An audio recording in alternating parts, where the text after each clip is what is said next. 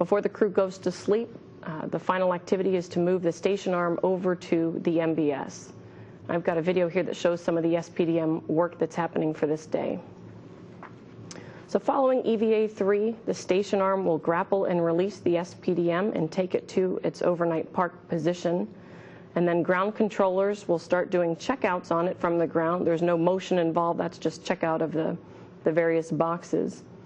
On flight day 9, the crew will exercise all of the joints to make sure they're working properly, and they'll put the arms in a final stowed configuration that will keep it tucked out of the way. Next, the main body is repositioned and the station arm will take it over to the lab. SPDM will grapple the fixture on the lab, and it will remain there through flight 1J. Flight day 10 is primarily an off-duty day. We will translate the MT, which is the cart that houses the MBS. We'll take that from worksite 6 to worksite 4, which is needed to help us with stowing the OBSS on station. Flight day 11 is our 4th EVA. This is performed by Mike Foreman and Bob Benkin. The main objectives for this EVA are to replace a remote power control module, an RPCM, that powers one of our control moment gyros. And then, as Mike mentioned, the other objective is to do the TRAD DTO. In order to get the vehicle ready for the RPCM R&R, the ground will do a number of hardware power downs before the crew leaves the airlock. Included in that is taking down one of station's external cooling loops. This means we'll have a number of thermal clocks running on different pieces of hardware while the crew is doing this box replacement. After the RPCM is replaced, the ground will begin to power up hardware and the crew will move on and do the TRAD DTO. You've heard a little bit about it this morning. It's the same DTO that we had planned to do on the 10A or 120 mission, so I'll just give you a high-level refresher overview. The material we're testing is the shuttle tile ablator. It's called STA-54. We've done extensive ground testing with this. We've tested repair techniques using the KC-135 test aircraft that flies parabolas and gives us 30-second snapshots of microgravity. We've done a lot of vacuum testing under different thermal conditions. We know that the material off-gases and bubbles a little bit, and that bubble distribution will look different in microgravity. So part of what we're after is to combine all of those different environments together and see what the repairs look like when we do them on orbit. I've got a picture of the test board. This shows you the different types of tile damages that the crew will be repairing. They'll use different techniques. Some of these represent what we might see from debris strikes. Other ones are designed for some of their post-flight testing. You'll notice that they're gray, dark gray instead of white, which is typically what the inside of our tiles look like. That's because they've been coated with an admittance wash material. We did that on the ground instead of having the crew do it on orbit because we have experience with that material on orbit. All of these samples will be tested after we bring them back home. Some of them will go through our ArcJet test facility. We'll do some pull testing to look at the material's adhesive properties, and we'll also do a lot of cross-sectioning to look at the bubble size and the bubble distribution.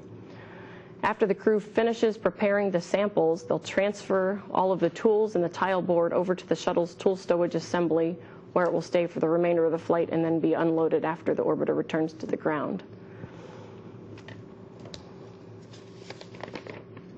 See, flight day 12 is late inspection. I'll hand it back to Mike to talk to you about that.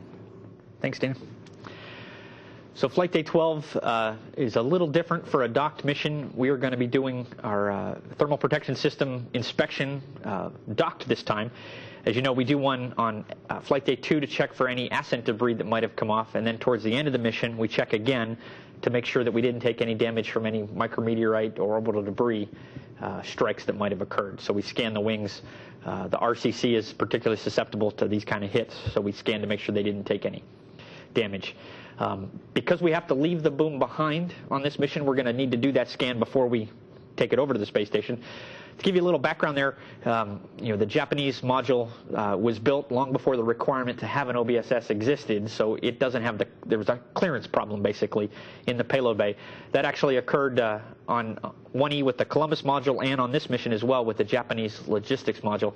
But for both those flights, we were able to remove some grapple fixtures to accommodate them and still fly an OBSS up. The GEM interference was just not able to be accommodated, so this was the solution. It's a pretty good inspection. We can get full coverage as we do as if we were undocked. But to do that, we're flying some different procedures. We have a video here to show what those look like. For the starboard wing, it kind of looks the same. You come up over the payload bay and scan the wing. But for the reach purposes with the station above us, you can't quite get the elbow of the shuttle arm to come down as far as you need to look at the underside of that wing. So after scanning the upper surfaces, we transition all the way around, take the boom down underneath the shuttle, and finish scanning off that wing. So this scan takes about twice as long as normal because we have to do it in those two pieces. The scans for the port wing and for the nose cap are standard. These are the scans that we've flown undocked before on previous missions, so there's no difference. We'll be flying those same procedures while we're docked.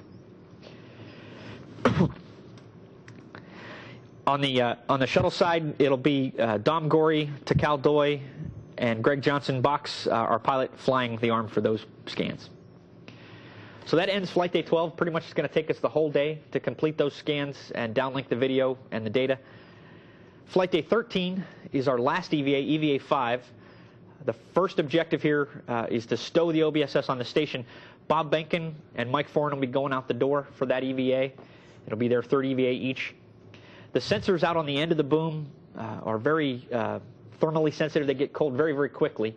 So we have to be smart about this as we take it across on the transfer. Once it gets on station, there's a Keep Alive umbilical cable that we plug in to provide heater power out to the boom and the arm electronics while it lives on station. So we have a video here to show that sequence. Starts out grappled by the shuttle arm. The shuttle arm will release it, and the station arm will take it. It'll move the boom over to the S1 truss location. There's actually support gear that was put there on STS-118 to hold the boom. This whole sequence will take about an hour and a half to complete. The unpowered time will be about an hour and a half. Once it's there, the station arm will move it around to allow the EVA crew to hook up that Keep Alive umbilical, and then it'll translate it down, hand it off to the EV crew, who will actually be the ones to physically clamp it down into the support equipment.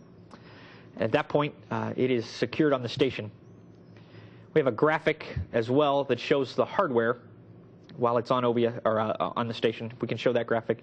You can see the boom runs down the middle of the truss. It is supported at two different locations, and there's a camera port right near there that we're actually going to steal, plug in our avionics box, and use the camera port power to provide the heater to the boom. The cable's about 30 feet long and runs down and hooks up on the business end of the arm. That's the first half of the EVA. Actually, after we hook it up, we do go put a thermal cover on the end of the sensors to cover them.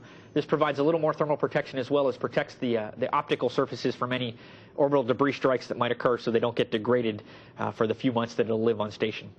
Then the EVA crew heads off to do some remainder of ISS tasks. I'll let Dana talk about those tasks. Let's see, there's a handful of items that we'll do at the back end of the EVA.